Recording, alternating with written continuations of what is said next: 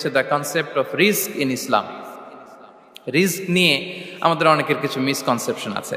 আমি চাইবো এই স্বল্প সময়ে রিজিকের ব্যাপারে একটি ধারণা আপনাদেরকে দিতে, আপনাদের আইডিয়াটা যাতে ক্লিয়ার থাকে, কনসেপ্ট যাতে ক্লিয়ার থাকে। প্রিয় ভাই এবং বোনেরা, আমরা অনেকে, সবাই না, অনেকে মনে করি যে রিস্ক হচ্ছে যেটা আমরা খাই,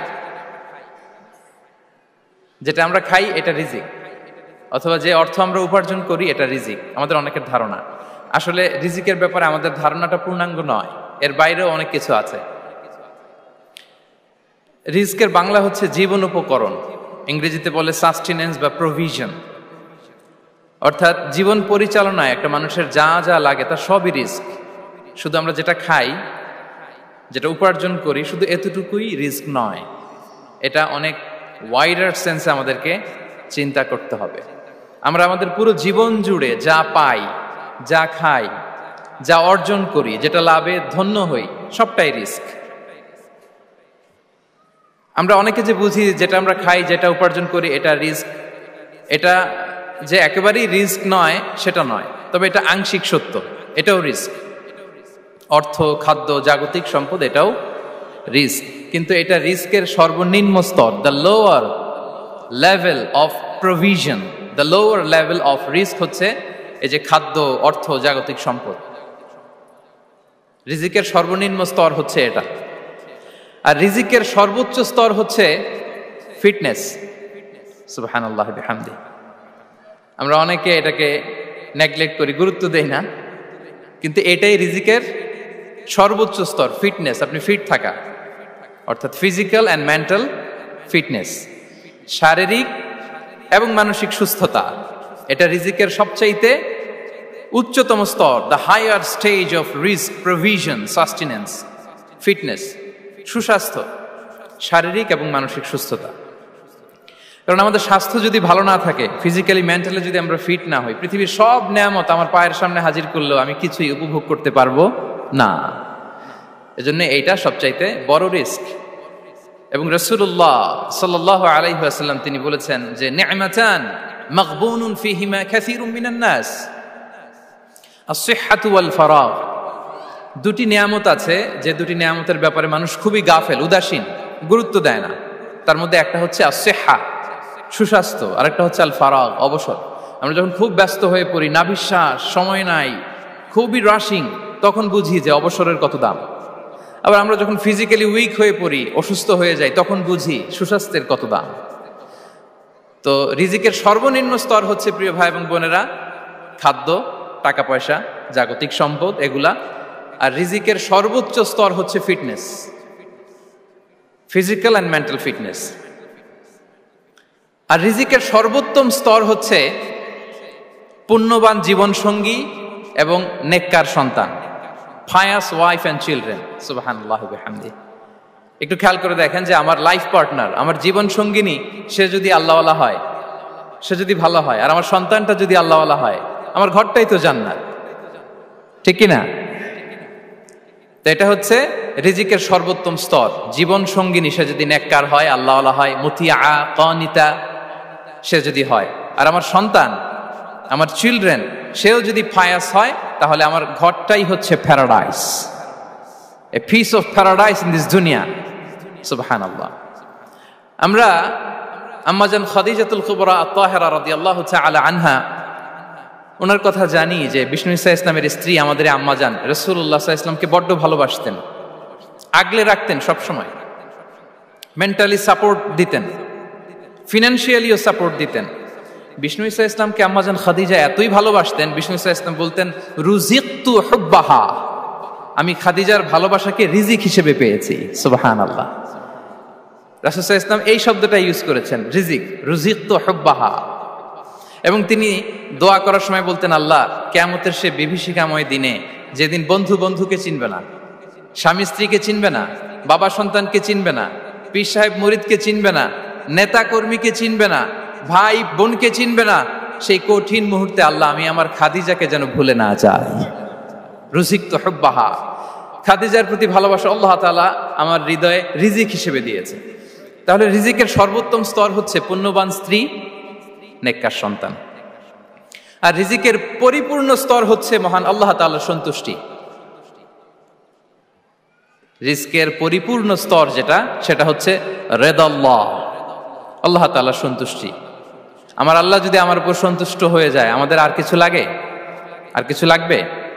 এটাই তো আমাদের এক্সপেকটেশন, এটাই তো আমাদের কামনা বাসনা, এটাই আমাদের ইচ্ছা যে আমার আল্লাহ আমার উপর সন্তুষ্ট হবেন।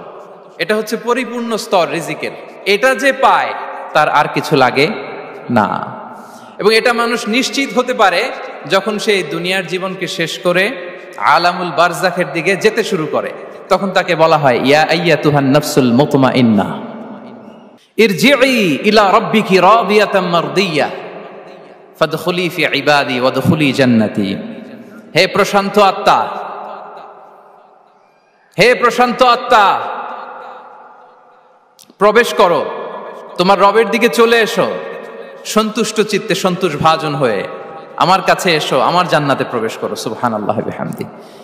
এই দুনিয়া ছেড়ে যখন আমরা যাব, তখন যদি এই অ্যানাউন্সমেন্টটা আমার জন্য দেয়া হয়, আমার আর কিছু চাওয়ার পাওয়ার আছে? প্রিয় ভাই এবং বোনেরা বলেন, এই আল্লাহর সন্তুষ্টির ঘোষণা যদি আমি এই পৃথিবী থেকে বিদায় লগ্নে পেয়ে যাই, আমাদের আর কিছু চাওয়া পাওয়ার আছে? ইয়া আইয়াতুহান নাফসুল মুতমাইন্না ইরজিই ইলা রাব্বিকি রাদিয়াতাম মারদিয়া। আমরা কিছুদিন আগে আমাদের সকলের প্রিয় আল্লামা দেলোয়ার হোসেন সাঈদী রাহিমাহুল্লাহ নওয়ারাল্লাহু মারকাদাহু ওয়া জাআলাল ফিরদাউস মাসওয়াহু, ওনাকে আমরা হারিয়েছি। আমি যখন ওনার শোক বার্তা নিয়ে ফেসবুকে স্ট্যাটাস লিখি, কমেন্টে আমি এই আয়াতটা লিখেছিলাম। আমি খুঁজে পাচ্ছি না যে আমি কি দিয়ে এটার উপমা দিব, কি দিয়ে ওনার বিদায়ের উপমা আমি জানাবো। আমি খুঁজে পাচ্ছিলাম না কোনো আয়াত। তখন এই আয়াতটা লিখে আমি উপমা দিয়েছি। আল্লাহু আকবার। গোটা বিশ্বের মানুষ কেঁদেছে, গোটা বিশ্বের মানুষ গায়েবানা জানাজা পড়েছে, গোটা বিশ্বের মানুষ ওনাকে অশ্রুসিক্ত বিদায় দিয়েছে। From north to the south, from east to the west, the entire globe, মিন মাশারিকিল আরদি ইলা মাগারিবিহা, অশ্রুসিক্ত বিদায় তিনি পেয়েছেন। এটাই আল্লাহ তাআলার সন্তুষ্টির একটা জলজ্যান্ত নমুনা। জোরে বলেন ঠিক কিনা? এর চেয়ে জলজ্যান্ত নমুনা আমার জীবদ্দশা আমি দেখিনি। এত মানুষের কান্না, কাবার গিলাফ ধরে কান্না, এভাবে ভালোবাসা প্রকাশ করা, এভাবে তার প্রতি তার জন্য অশ্রুসিক্ত দোয়া করা, কান্না জড়িত দোয়া, এটাই প্রমাণ করে যে আল্লাহ তাআলা ওনার উপর সন্তুষ্ট হয়ে গিয়েছেন। ওনার আর কি চাই? আমাদের আল্লাহ আর কি চাই? আর কিছুর দরকার নাই, ঠিক কিনা? এই যে পরম সৌভাগ্য, এরকম বিদায় নিতে পারা, এটা পরম সৌভাগ্য। আমরা আল্লাহর জন্য দোয়া করি, আল্লাহ তাআলা সারা জীবন তিনি যেমনি কোরআনের বার্তাকে গোটা বিশ্বব্যাপী পৌঁছিয়ে দিয়েছেন, তার কবরটাকে আল্লাহ তাআলা কোরআনের নূর দিয়ে আলোকিত করে দেখ। কোরআনকে আল্লাহ তাআলা তার কবরের সাথী বানাক। কোরআনকে আল্লাহ তাআলা তার কিয়ামতের দিন, in the day of judgement, তার পক্ষে শাহাদাতকারী হিসেবে কবুল করুন। সম্মানিত ভাই এবং বোনেরা, আল্লাহ তাআলার সন্তুষ্টি পরিপূর্ণ রিজিক, এটা হচ্ছে পরিপূর্ণ, দ্য কমপ্লিট রিস্ক। তাহলে আমরা যেটা ভাবি অর্থ, আমরা যেটা ভাবি সম্পদ, এটা রিজিকের সর্বনিম্ন স্তর। সর্বোচ্চ স্তর হচ্ছে fitness, physical and mental fitness. সর্বোত্তম স্তর হচ্ছে পুণ্যবান স্ত্রী, নেককার সন্তান। আর পরিপূর্ণ স্তর হচ্ছে আল্লাহ তাআলার সন্তুষ্টি। হাদিসে সবরকে বলা হয়েছে সবচেয়ে প্রশস্ত স্তর। as-sabr, পেশেন্স, ধৈর্য। রাসূলুল্লাহ সাল্লাল্লাহু আলাইহি ওয়াসাল্লাম বলেছেন, মা রুজিকা আবদুন খায়রান লাহু ওয়ালা আওসা মিনাস সাবর। সবরের চেয়ে কোনো প্রশস্ত নেয়ামত, প্রশস্ত রিজিক আল্লাহ তাআলা কোনো বান্দাকে দেয়নি। ধৈর্য। আমাদের অনেকের ধৈর্য কম। আপনাদের কি অবস্থা? ধৈর্য আছে তো? হ্যাঁ, সবার ধৈর্য আছে না? আপনাদের দেখেই বোঝা যাচ্ছে মাশাআল্লাহ, খুব ধৈর্যের সাথে আপনারা একেবারে শেষ সময় পর্যন্ত আছেন। তো এই ধৈর্যের প্র্যাকটিসটা আমাদের করতে হবে। আমরা যেন অস্থির না হয়ে যাই, আমরা যেন আতঙ্কিত না হই, আমরা যেন প্রশান্ত থাকি, আমরা যেন ধৈর্যের প্র্যাকটিস করি। বিশেষ করে আমাদের সন্তানদের এটা শেখাতে হবে। কারণ ধৈর্য এটা এমন একটা গাছ, যে গাছে সারা গায়ে কাটা কিন্তু এর ফলটা বড় মিষ্টি। ধৈর্য এমন একটা গাছ, যে গাছে সারা গায়ে কাটা কিন্তু এর ফলটা বড় সুস্বাদু। তো সেই টেস্টি ফ্রুট যদি আপনি ট্রাই করতে চান, আপনাকে ধৈর্য ধারণ করতে হবে। তাহলে হাদিসের আলোকে আমরা জানলাম রিজিকের সবচাইতে প্রশস্ত স্তর হচ্ছে ধৈর্য। রিজিকের সবচাইতে কল্যাণকর স্তর হচ্ছে হিকমা। আল্লাহ তাআলা বলছেন ইউতিল হিকমাতা মান ইয়াশা ওয়া মান ইউতাল হিকমাতা ফাকাদ উতিয়া খায়রান কাসীরা।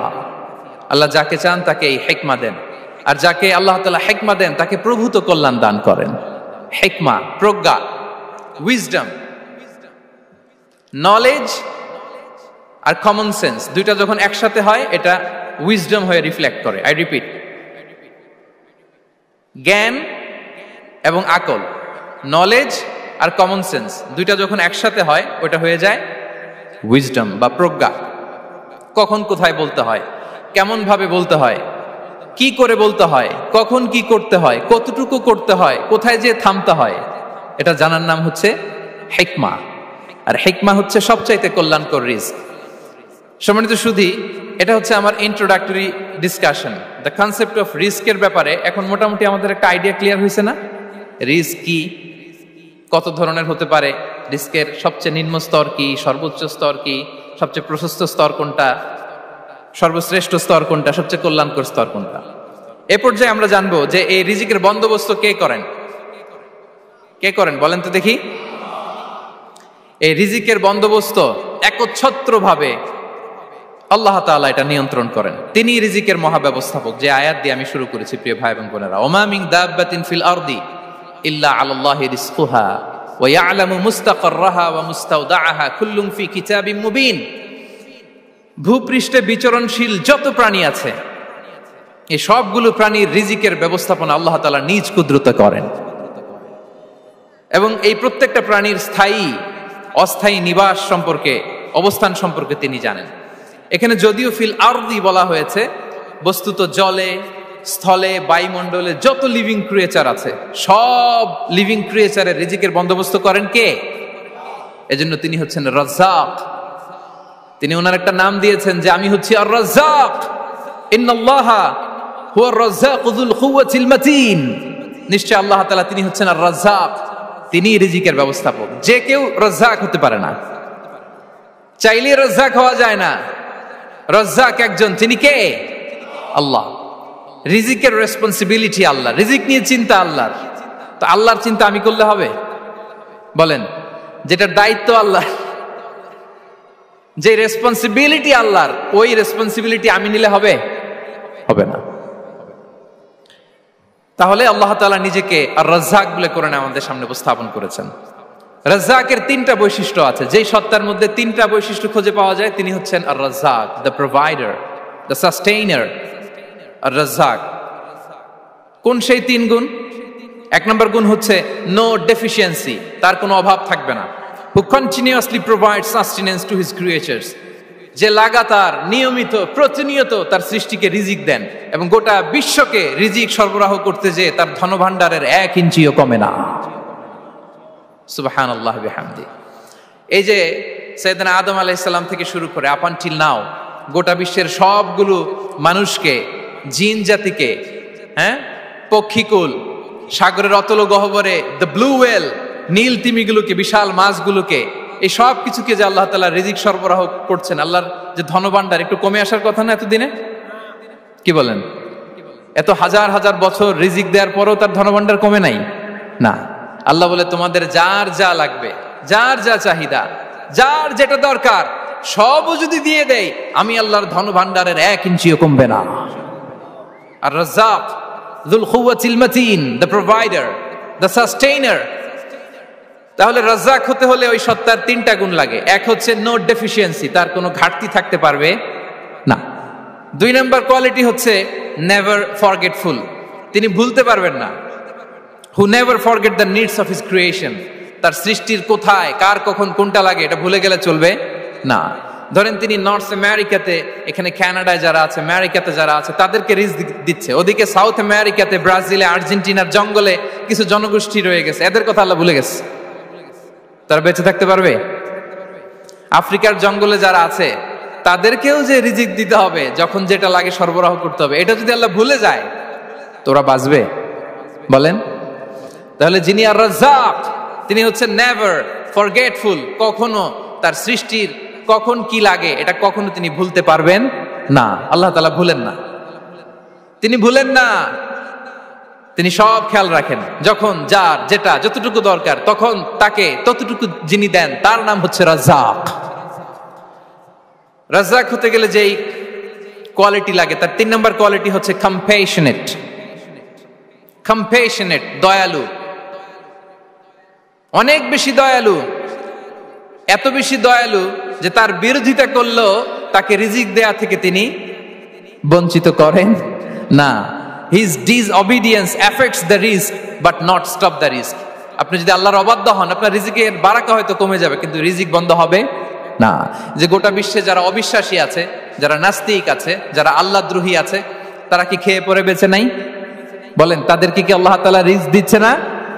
এই তো সুবহানাল্লাহ। কম্প্যাশনেট, এত দয়ালু, তার যারা বিরোধী, তাকে যারা গালি দেয়, তাকে যারা বিশ্বাস করে না, তাকে যারা সেজদা দেয় না, তিনি তাদেরকেও খাওয়ায়, তিনি তাদেরকেও সুস্থ রাখে, তিনি তাদেরকেও হাত খুলে দান করে। আল্লাহু আকবার।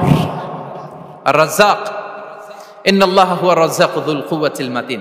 তাহলে এই 3টা গুণ থাকতে হবে রাজ্জাক হতে হলে। No deficiency, never forgetful, compassionate. এবং আল্লাহ তাআলা বলছেন, আম্মান হাযাল্লাযী ইয়ারযুকুকুম ইন আমসাকা রিজকা বাল লাজ্জু ফি উতুমি ওয়া নুফুর। সূরাতুল মুলক আল্লাহ বলেছেন যে তিনি যদি রিজক বন্ধ করে দেয় তাহলে এই রিজক তোমাদেরকে কে দিবে? আছে কেউ দেয়ার?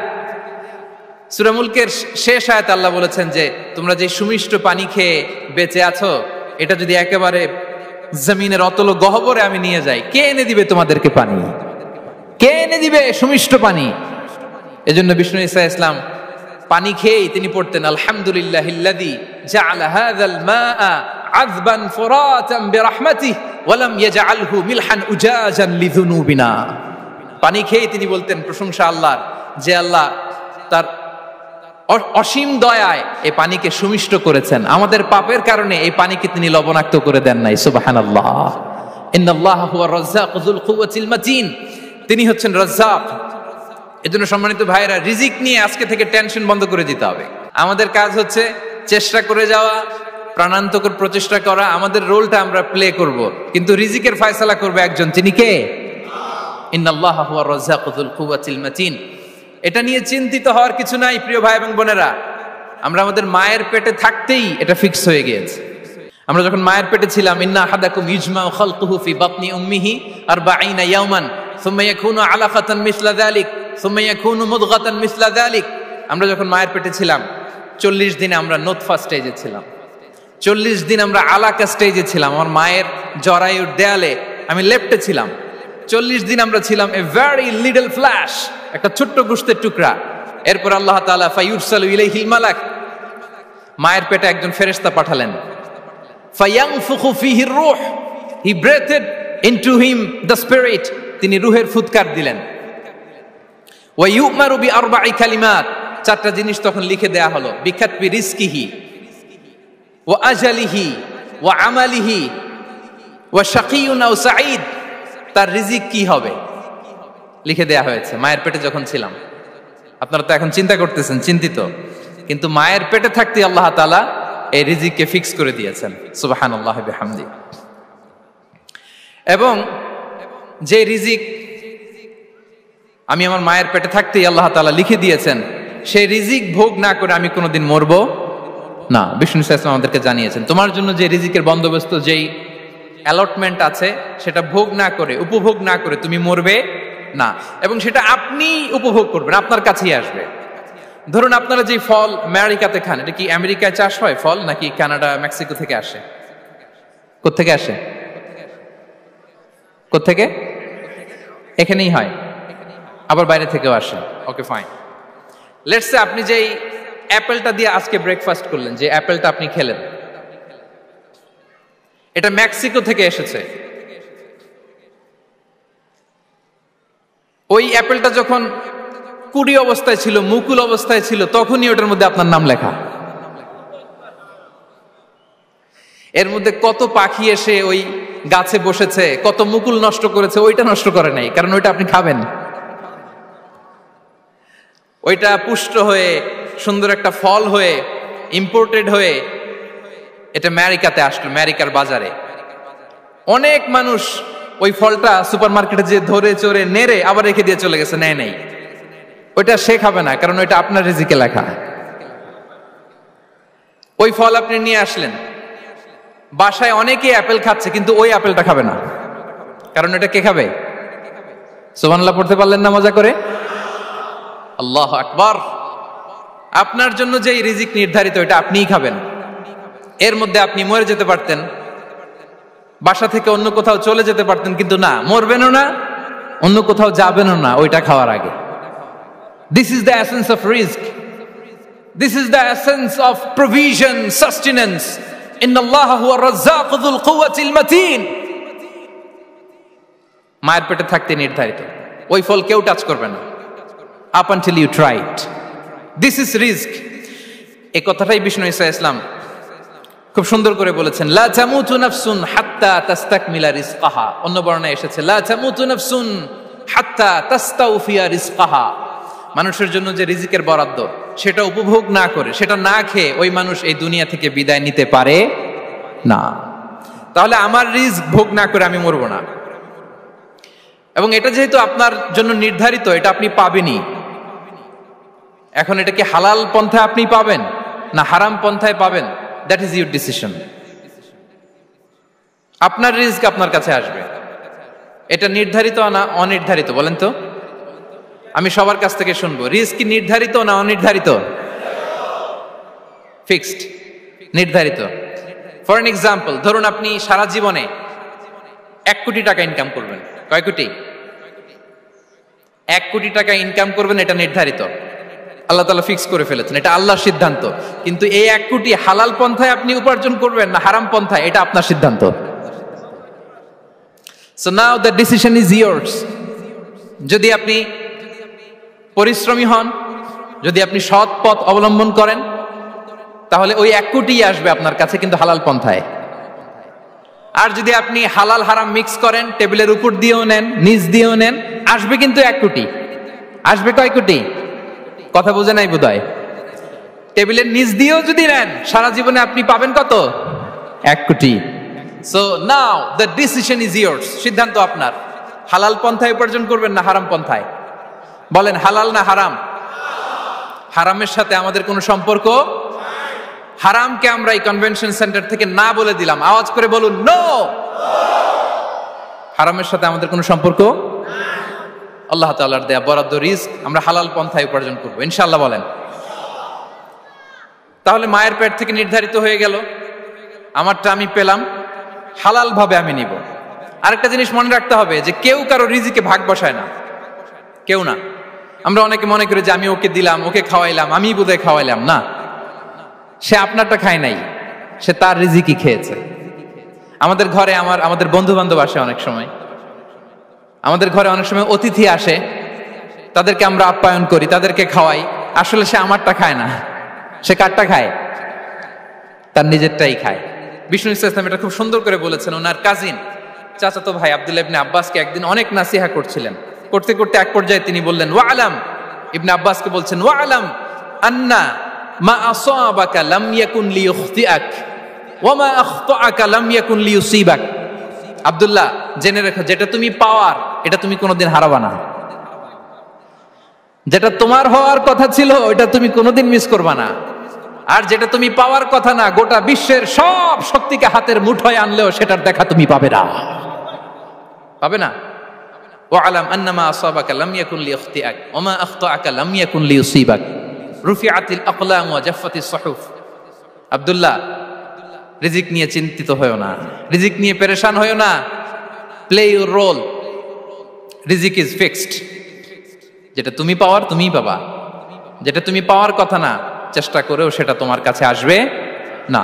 সম্মানিত সুধী, এ পর্যায়ে আমরা জানবার চেষ্টা করব যে কিসে রিজিক বাড়ে, কি করলে রিজিকে ভরপুর বারাকা হয়, রিজিকের চাবিকা ঠিক কোথায়, কোন পথে চললে রিজিকে ভরপুর বারাকা হবে, আমার জীবনে বরকত নেমে আসবে রিজিকে। এটা জানতে মনে যাচ্ছে না আমাদের? হ্যাঁ, কষ্ট হচ্ছে আপনাদের? কষ্ট হচ্ছে? তাহলে কি করলে রিজিকে ভরপুর বারাকা হয়, কি করলে আমার জীবনে ভরপুর বারাকা নেমে আসে, এই পয়েন্টটাতে আমরা একটু আলোকপাত করি। যেসব কাজ করলে আমাদের জীবনে রিজিকে আসমানি বারাকা নেমে আসবে। আমাদের রিজিকে আসমানি বারাকা নেমে আসুক, আমরা চাই কি চাই না? সবাই আমরা চাই নিশ্চয়ই। যে কাজ করলে রিজিকে আসমানি বারাকা আসে, এর এক নাম্বার হচ্ছে তাকওয়াল্লাহ, আল্লাহর ভয়। আল্লাহ তাআলা বলছেন, ওয়া মাইয়াত্তাকিল্লাহা ইয়াজআল লাহু মাখরাজা ওয়া ইয়ারযুকহু মিন হাইসু লা ইয়াহতাসিব।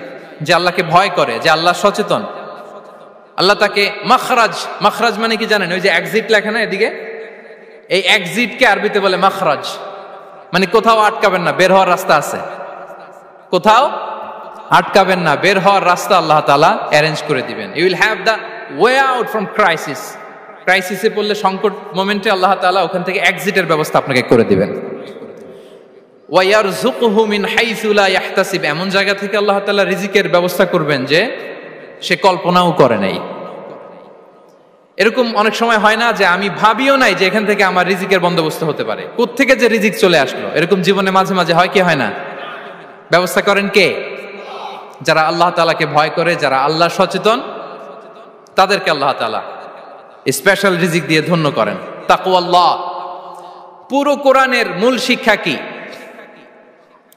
পুরো ইসলামের এসেন্স কি, জিস্ট কি, সারাংশ কি যদি আমাকে জিজ্ঞেস করা হয়, আমি বলবো তাকওয়াল্লাহ, আল্লাহর ভয়, আল্লাহর সচেতনতা। Allah is watching me, Allah is observing me. আল্লাহ তাআলা আমায় দেখছেন, আমি যাই করি না কেন, দরজা বন্ধ করে, জানালা বন্ধ করে, সব বন্ধ করেও যদি করি, পৃথিবীর সবার চোখ ফাঁকি দেয়া গেল, আল্লাহর চোখ ফাঁকি দেয়া যায়? পুলিশের চোখ ফাঁকি দেয়া যায়, সিকিউরিটির চোখ ফাঁকি দেওয়া যায়, আমার সাথে বন্ধুদের চোখ ফাঁকি দেয়া যায়, ফাঁকি দেয়া যায় না একটা মহান সত্তার চোখ। তিনি কে? এই যে সেন্সেশন, অনুভূতি, দিস ইজ তাকওয়া। এই অনুভূতিটার নামই হচ্ছে তাকওয়া। যে আমি যাই করি, যেভাবে করি, যখন করি, কেউ দেখে না, কিন্তু দেখে কে? কেউ যেটা দেখে না সেটা দেখে কে? দিস ইজ তাকওয়া। এই তাকওয়ার চর্চা যার মধ্যে আছে, তার রিজিকে বারাকা নেমে আসবে। আমরা যেন তাকওয়ার চর্চা করি, আমাদের ছেলে মেয়েদের জন্য এটা শেখাই যে কেউ দেখে না বাবা, কিন্তু আল্লাহ দেখে। ছোটবেলা থেকে যদি আমাদের সোনামণিদের ব্রেইনে এই তাকওয়াল্লাহ নামের এই সফটওয়্যারটা ইনস্টল করে দেই, আর কোনোদিন সে বিপদগামী হবে না, পথচ্যুত হবে না। ওই ছেলেকে দিয়ে আর পৃথিবীতে অন্যায় করানো যাবে না, সে পাপ কাজ করবে না, সে অন্যায় কাজ করবে না, সে অন্যের রাইটস নষ্ট করবে না, সে দুর্নীতি করবে না, সে ঘুষ খাবে না, সে সুদ খাবে না। শুধু দুর্নীতি দমন কমিশন দিয়ে দুর্নীতি বন্ধ করা যায় না, এই তাকওয়া আল্লাহর সফটওয়্যার ইনস্টল করে দিতে হবে। তাহলে এক নম্বর হচ্ছে তাকওয়া। আল্লাহর ভয় যেন আমরা আমাদের হৃদয়ে রাখি। যাদের হৃদয়ে আছে আল্লাহর ভয়, তারা কভু পথ ভুলে যায় না। কি অসাধারণ কথা! তাহলে এক নম্বরে তাকওয়া আল্লাহ। দুই নম্বর আত-তাওয়াক্কুল আলাল্লাহ, to put your trust on Allah, to depend on Allah. আল্লাহর উপর ভরসা রাখা। আমরা ভরসা রাখি কার উপর? আওয়াজ করে বলুন, কার উপর? আমরা আমাদের ভরসা রাখি আল্লাহর উপর, কার উপর ভরসা রাখি না। ভরসা একজনের উপর। বিষ্ণু ইসা ইসলাম বলেছেন, লাউ আন্নাকুম তাওয়াক্কালুনা আলাল্লাহি হাক্কা তাওয়াক্কুলিহি লা রাযাকাকুম কামা ইয়ারযুকুত তায়র তাগদু খিমাসান ওয়া তারুহু বিতানান। পাখি যেমনি আল্লাহর উপর তাওয়াক্কুল করে, তোমরা যদি এমনি তাওয়াক্কুল করতে পারো, তাহলে পাখিকে আল্লাহ যেমনি রিজিক দেয়, তোমাদেরকে আল্লাহ তাআলা তেমনি রিজিক দিবেন। পাখি কি করে ভাই? সকালবেলা তার বাসা থেকে কিচির মিচির রবে, দিক বিদিক ছুটে বেড়ায়, ছুটতে থাকে মাইলকে মাইল। আবার বিকেল বেলায় গোধূলি লগ্নে তার বাসায় এসে ফিরে আসে। ওই পাখিটাকে আল্লাহ তাআলা উদর পূর্তি করে তার নিড়ে ফিরিয়ে দেয়। তাহলে ইসলামে পাখিকে তাওয়াক্কুলের মডেল হিসেবে উপস্থাপন করা হয়েছে। কাকে? পাখিকে। এবার খেয়াল করে দেখেন তো, পাখি কি করে? সকালবেলা ঘরে বসে বসে তাওয়াক্কুল করে নাকি? কথা কি বুঝতেছেন? পাখি তার নিড়ে বসে হাত গুটিয়ে আল্লাহর উপর তাওয়াক্কুল করে, এরকম না? এই হাদিস থেকে কি বোঝা গেল? কিভাবে করে বলতে হবে, বলেন তো একজন সাহস করে, কিভাবে করে?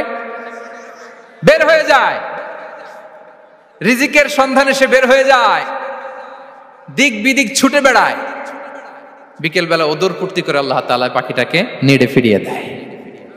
সো পাখিকে তাওয়াক্কুল হিসেবে, তাওয়াক্কুলের মডেল হিসেবে বিষ্ণু ইসা ইসলাম সেট করলেন এজন্য যে পাখি তার রোলটা প্লে করে, তারপরে সে রিজিক পায়। এটা হচ্ছে রিজিকের এসেন্স, যে আমাদের রোলটা আমাদের প্লে করতে হবে, আমাদেরকে আমাদের চেষ্টাটুকুন করতে হবে, তারপরে আল্লাহ তাআলার উপর আমরা ভরসা করব। ইসলামে তাওয়াক্কুল is always at the second stage. The first stage is your role, your effort, your precaution, তারপরে হচ্ছে তাওয়াক্কুল। তাহলে বলেন, ইসলামে আগে তাওয়াক্কুল না পরে তাওয়াক্কুল? পরে। ইকিলহা সুম্মা তাওয়াক্কাল আলাল্লাহ। এক সাহাবী বলেন, ইয়া রাসূলুল্লাহ, আমার উটের রশিটা গাছে বেঁধে তারপরে তাওয়াক্কুল করব না ছেড়ে দিয়ে তাওয়াক্কুল করব? বিষ্ণু সাল্লাল্লাহু আলাইহি ওয়াসাল্লাম বললেন, ইকিলহা সুম্মা তাওয়াক্কাল আলাল্লাহ। আগে গাছের মধ্যে রশি দিয়ে টাইট করে বাঁধো, তারপরে তাওয়াক্কুল করো। সুবহানাল্লাহি বিহামদি। তাহলে এইরকম তাওয়াক্কুল যদি করা যায় পাখির মতো, আপনার রিজিকের কোনো অভাব হবে না। কিন্তু আমাদের সমস্যা যেটা, প্রিয় ভাই এবং বোনেরা, আমরা আমাদের অলসতা, অপারগতা, আমাদের কি বলবো হীনমন্যতা, আমাদের কর্মহীনতাকে তাওয়াক্কুল বানিয়ে নিয়েছি। বুঝতে পেরেছেন? আমরা আমাদের অলসতাকে বানিয়েছি কি? তাওয়াক্কুল। আমাদের কর্মহীনতাকে বানিয়েছি কি? তাওয়াক্কুল। আমরা কি করি? আমরা বলি আল্লাহর উপর ভরসা করলাম, নিজে কিছু না করে। কি বলে আমাদের বাংলা একটা কথা বলে, যা করে আল্লাহ। নিজের কোনো রোল প্লে নাই, নিজের কোনো প্রিকশন নাই, কোনো প্ল্যানিং নাই, কোনো পলিসি নাই, কোনো স্ট্র্যাটেজি নাই, বলে আল্লাহর উপর ভরসা করলাম, যা করে আল্লাহ। এরকম বলে না? এই যে যা করে আল্লাহ বলে যে তাওয়াক্কুল করলেন, এটা বিষ্ণু ঈসা ইসলামের শিখানো পন্থায় তাওয়াক্কুল হয়েছে? কথা বলেন, হয়েছে? বিষ্ণু ঈসা ইসলাম তো অপারগতা, দারিদ্রতা, অলসতা, অকর্মণ্যতা থেকে আল্লাহর কাছে পানাহ চেয়েছেন। তা আপনি এটা কি তাওয়াক্কুল করলেন? এটা তাওয়াক্কুল হয়নি। তাওয়াক্কুলের একটা সুন্দর পিকচার আমি আপনাদের সামনে এখন উপস্থাপন করব, আপনারা যদি একটু মনোযোগী হন। মনোযোগ আছে তো সবার? তাওয়াক্কুল কিভাবে করতে হয় আমরা একটু বিষ্ণু ঈসা ইসলামের বায়োগ্রাফি থেকে দেখি। রাসূল সাল্লাল্লাহু আলাইহি ওয়াসাল্লামের হিজরতের ঘটনাটা আমি 1 মিনিটে একটু আপনাদেরকে সংক্ষেপে শোনাই, যে তাওয়াক্কুল কিভাবে তিনি করেন। ইসলামে তাওয়াক্কুল হচ্ছে কর্ম শেষে ফলাফলের জন্য আল্লাহর উপর নির্ভর করা। কারণ আমি কাজ করলাম, ফলাফল পজিটিভও হইতে পারে, নেগেটিভও হইতে পারে, ওটা নির্ধারণ করবে কে? ফয়সালা দেয় কে? তাহলে আমরা দেখি যে বিষ্ণু ঈসা ইসলাম তিনি কিভাবে তাওয়াক্কুল করেছেন। যেদিন তিনি হিজরত করবেন, রাসূল সাল্লাল্লাহু আলাইহি ওয়াসাল্লামকে অনুমতি দেয়া হলো, সেদিন হিজরতের অনুমতি যে তিনি পেয়েছেন, মাইগ্রেশনের অনুমতি যে তিনি পেয়েছেন, এটা জানানোর জন্য তিনি আবু বকরের ঘরে চলে গেলেন দুপুরবেলা। কখন?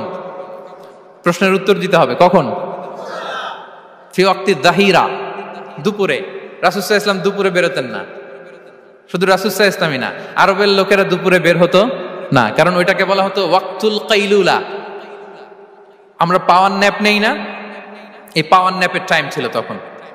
বাইরে প্রচন্ড রোদ, কেউ বেরোতো না, বিষ্ণু ঈসা ইসলাম বেরোতেন না। দেখেন বিষ্ণু ঈসা ইসলাম ওনার চিরাচরিত অভ্যাসকে, হ্যাবিটকে ব্রেক করে দুপুরে বেরোলেন। বিষ্ণু ঈসা ইসলাম কখনো মাস্ক পরতেন না, মানে মুখ ঢেকে চলতেন না, সবসময় মুখ খোলা। ওই দিন তিনি মাস্ক পরে বেরোলেন। মুতাকান্নিআন, খারাজা মুতাকান্নিআন, মানে রুমাল দিয়ে মুখটাকে ঢেকে বেরোলেন, দুপুরবেলা বেরোলেন। মানুষের চোখের সামনে যেন তিনি না পড়েন, দুপুরে বেরোলেন, মুখ ঢেকে বেরোলেন।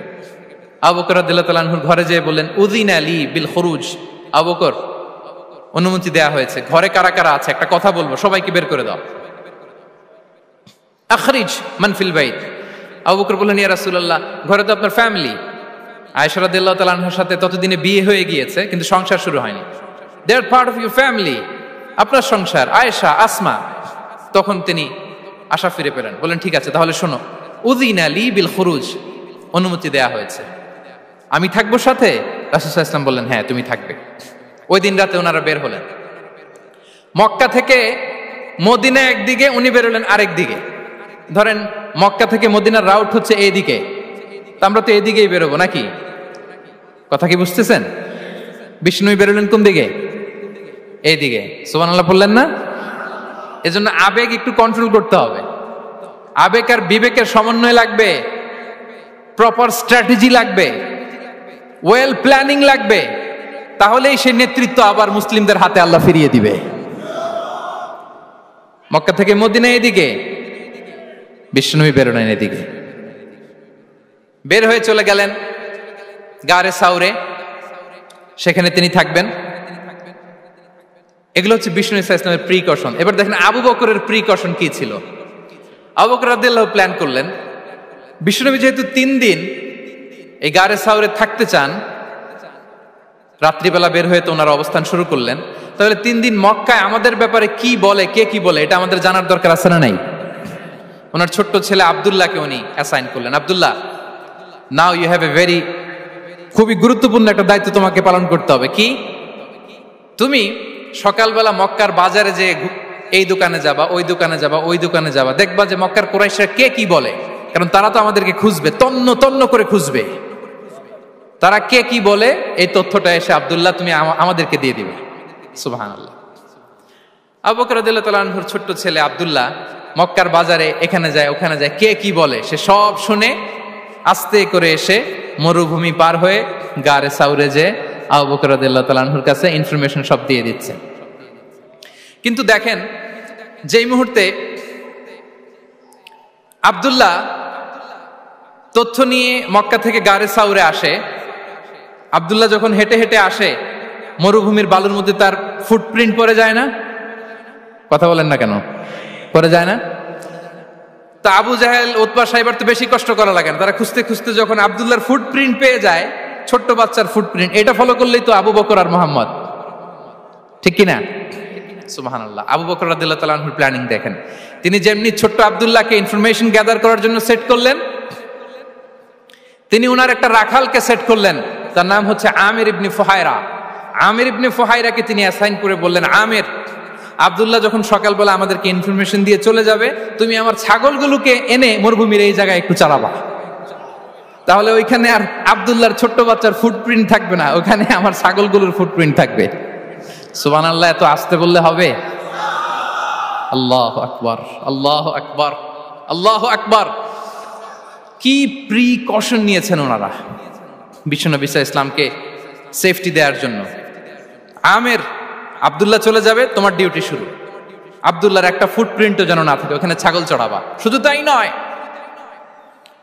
আব্দুল্লাহ ইবনে উরাইকিত নামে একজন গাইড ভাড়া করল আবু বকর, যিনি মক্কা থেকে মদিনায় তাদেরকে নিয়ে যাবে, কিন্তু ক্যারাভান, কাফেলা যেই পথে চলে ওই পথে নয়, সাওয়াহিলি পথে, একটা আনইউজুয়াল আননোন রাউট ধরে ওনার মক্কা থেকে মদিনায় যাবে। নিয়ে যাচ্ছে সর্বশেষে সে যখন দেখাই দিল যে এখান থেকে সোজা চলে গেলে আপনারা মদিনায় চলে যাবেন, বিদায়। আল্লাহ রাসূল সাল্লাল্লাহু আলাইহি ওয়াসাল্লাম কোয়াইট এন্ড কাম, আবু বকর রাদিয়াল্লাহু তাআলা আনহু ব্যাক এন্ড ফোর্থ করছেন, সামনে যাচ্ছেন, পেছনে যাচ্ছেন, কি না কি হয়, কি না কি হয়, কিন্তু বিষ্ণু সাল্লাল্লাহু আলাইহি ওয়াসাল্লাম একেবারে শান্ত, কারণ বিষ্ণু সাল্লাল্লাহু আলাইহি ওয়াসাল্লামের হাতে যা করার ছিল তিনি সব করে ফেলেছেন, সর্বোচ্চ প্রিকশন নিয়েছেন। Now he is putting his trust on Allah, now he is in the state of his তাওয়াক্কুল। বিষ্ণু সাল্লাল্লাহু আলাইহি ওয়াসাল্লাম এখন তাওয়াক্কুল করতেছেন, বিষ্ণু সাল্লাল্লাহু আলাইহি ওয়াসাল্লাম তখন তাওয়াক্কুলের মোমেন্টে আছেন। আপনি এবার এই হিজরতের ঘটনাকে অ্যানালাইসিস করেন, আবু বকর রাদিয়াল্লাহু তাআলা আনহু তিনি কতটা প্রিকশন নিলেন, বিশ্বনবী সাল্লাল্লাহু আলাইহি ওয়াসাল্লাম কতটা প্রিকশন নিলেন। আমরা টিপিক্যাল বাঙালি মুসলমান যদি নবী হইতাম, আমরা কি করতাম? আমরা বলতাম, আমি নবী, আমার কাছে ওহী আসে, আমি রাত্রিবেলা লুকিয়ে লুকিয়ে গারে সাউরে যাব কেন, আমি দিনের বেলায় ঢং ঢং করে আবু জাহেলের নাকের সামনে দিয়ে যাব, দেখি আল্লাহর শক্তি বেশি না আবু জাহেলের শক্তি বেশি। এরকম সস্তা বলে আওড়াতাম না আমরা? আমি নবী, সরি ফর দ্য স্ল্যাং, আমি নবী, আমি লুকিয়ে রাতে কেন যাব, আমি আবু জাহেলের সামনে দিয়ে যাব, দেখি আল্লাহর শক্তি বেশি না আবু জাহেলের শক্তি বেশি, এরকম বলতাম না? কিন্তু বিষ্ণু ঈসা ইসলাম কেমনটা করেছেন? না, দুপুরে বেরোন না, ওই দিন দুপুরে বেরোলেন, মাস্ক পরেন না, মাস্ক পরে বেরোলেন, সংবাদ দেওয়ার সময় সাবধানতা অবলম্বন করলেন। আবু বকর রাদিয়াল্লাহু তাআলা আনহু ছোট্ট বাচ্চা আব্দুল্লাহকে অ্যাসাইন করলেন, আমির ইবনে ফুহাইরাকে অ্যাসাইন করলেন, আব্দুল্লাহ ইবনে উরাইকিতকে অ্যাসাইন করলেন। সবকিছু যখন শেষ, এবার তারা মদিনা অভিমুখে রওনা হলেন, মুতাওয়াক্কিলানা আলাল্লাহিল মুস্তাআন, আল্লাহর উপর তাওয়াক্কুল করে। This is the true essence of তাওয়াক্কুল, ডিয়ার ব্রাদার্স এন্ড সিস্টার্স। এটা হচ্ছে তাওয়াক্কুল। তো তাওয়াক্কুল যদি করতে হয় বিষ্ণু ঈসা ইসলামের মতো করতে হবে। তাওয়াক্কুল always at the second stage ইসলামে। আগে আপনার রোল, আগে first you have to play your role, তারপর আপনি আল্লাহর উপর তাওয়াক্কুল করবেন। তাহলে কোনো কাজ না করে হাত গুটিয়ে আর বসে থাকবেন, আর কোনোদিন কাজ না করে বলবেন আল্লাহ ভরসা, তাহলে এটা তাওয়াক্কুল হবে? বিশ্বনবী বলেন, লাউ আন্নাকুম তাওয়াক্কালুনা আলাল্লাহি হাক্কা তাওয়াক্কুলিহি লা রাযাকাকুম কামা ইয়ারযুকুত তাইর তাগদু খিমাসান ওয়া তারুহু বিতানান। যদি পাখির মতো তাওয়াক্কুল করো, পাখিরে যেমনি খাওয়ায় আল্লাহ তোমাদেরও খাওয়াবে। সুবহানাল্লাহ বিহামদিহি। তাহলে তাকওয়া আল্লাহর পরে 2 নম্বরে পেলাম আত-তাওয়াক্কুল আলাল্লাহ। আমরা যদি আল্লাহর উপর তাওয়াক্কুল করতে পারি, আমাদের রিজিকে আসমানি বারাকা নেমে আসবে। 3 নাম্বার, অন টাইমে সালাত আদায় করা। যারা অন টাইমে সালাত আদায় করে, সালাত কায়েম করে, তাদের রিজিকের কোনো টেনশন নাই। বিশ্বাস হয় নাকি একটু সন্দেহ লাগে? সন্দেহ লাগে কারো? যারা অন টাইমে সালাত আদায় করে, তাদের কখনো রিজিকের কোনো ঘাটতি হবে না। আল্লাহ তাআলা বলছেন, ওয়া'মুর আহলাকা বিস-সালাতি ওয়াসতাবির আলাইহা লা নাসআলুকা রিজকা নাহনু নারযুকুক ওয়াল আকিবাতু লিত-তাকওয়া। নবী হে, আপনি আপনার ফ্যামিলি মেম্বারসদেরকে সালাতের ব্যাপারে আদেশ করুন, আপনি নিজেও সালাত আদায়ে অবিচল থাকুন। আমি তো আপনার কাছে রিজিক চাই নাই, আমি আল্লাহ রিজিক দেই, আমি তো রাজ্জাক।